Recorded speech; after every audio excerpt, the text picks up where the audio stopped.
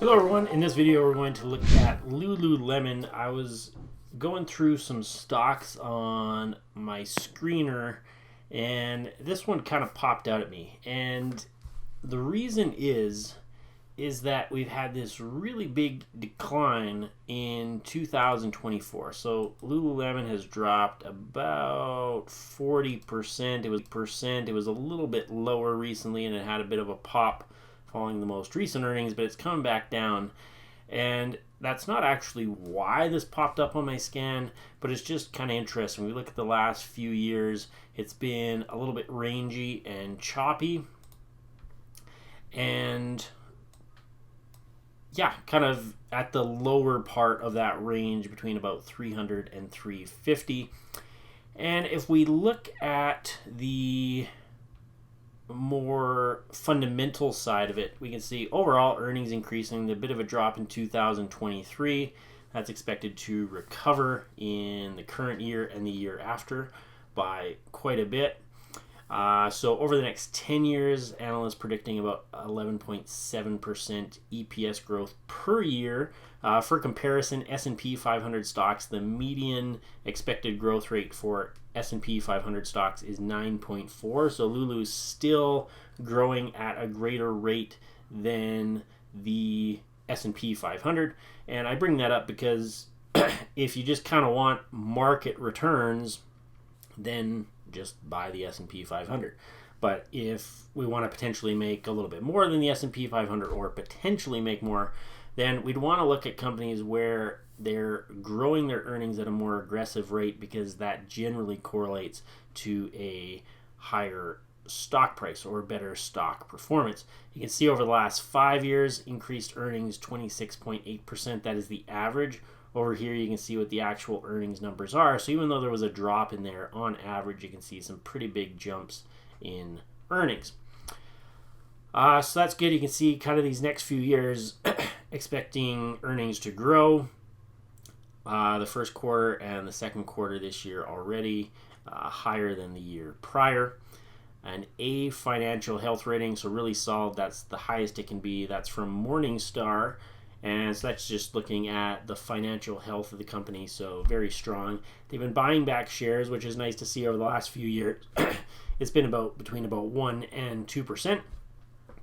That's beneficial to shareholders, because if the company is buying back shares, especially if they can buy them at reduced prices like what we're seeing right now, then there's fewer shares outstanding. That means any earnings that are produced by the company are split between fewer shareholders. And I also like this. Sales have been increasing as well, 23.5% over the last yearly over the last 5 years. That's the average per year over the last 5 years.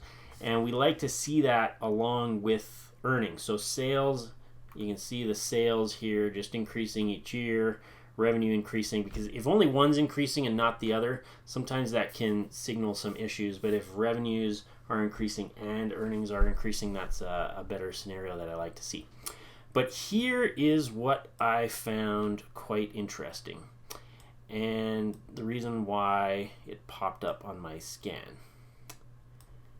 Here we have the price to earnings ratio, and right now we're right at the lowest it's been in the last 5 years. So if we go to a 5-year chart here, we just recently hit that 23.7 just in the last couple weeks.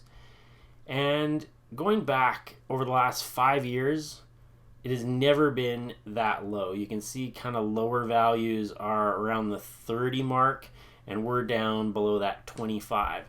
The last time we saw a number near that 23, 24 area was 2017. So this is a bit of an anomaly. We've had this really sharp sell-off along with some increasing earnings, and that indicates that, yeah, this could be a really good value. It's trading at the lowest value it was the last time we kind of got even close to these numbers.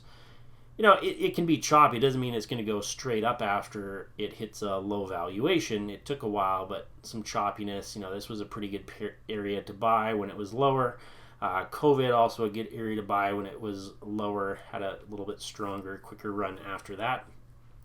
So this could be one of those periods again where it doesn't mean it's going to go straight up from here, but this is looking like a decent stock with I would call it a fair to very good valuation currently.